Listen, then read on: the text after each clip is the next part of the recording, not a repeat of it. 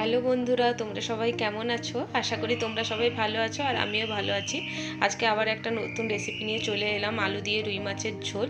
তো দেখো, এই জন্য প্রথমে রুই মাছগুলোকে নুন হলুদ দিয়ে মাখিয়ে নিয়েছি এবং আলুগুলোকে দেখো এইভাবে কেটে নিয়েছি। টমেটো পেস্ট করেছি, পেঁয়াজ কুচানো এবং আদা রসুন কাঁচা লঙ্কা বেটে নিয়েছি। তো দেখো, তেল দিয়ে প্রথমে আলুগুলোকে আমি লাল লাল করে ভেজে নেব। ওর মধ্যে একটু নুন হলুদ দিয়েছি। দেখো, আলুটা আমার ভাজা হয়ে গেছে। এবার তেলের মধ্যে মাছটা ছেড়ে দেব। মাছটা ভাজা হয়ে গেলে মাছটা তুলে নিয়ে ওই তেলের মধ্যে একটু জিরে ফোড়ন দিয়ে পেঁয়াজগুলো দিয়ে দেব।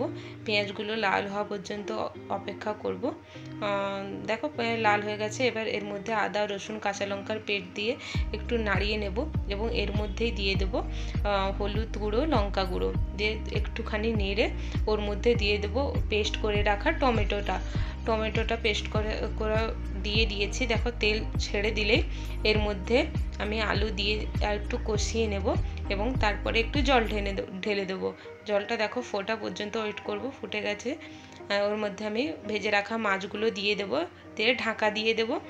তরকারিটা ফুটতে থাক এবং আলুগুলো যাতে সেদ্ধ হয়ে যায় ভালো করে। তো দেখো, আলুও সেদ্ধ হয়ে গেছে, আমার মাছের ঝোল রেডি।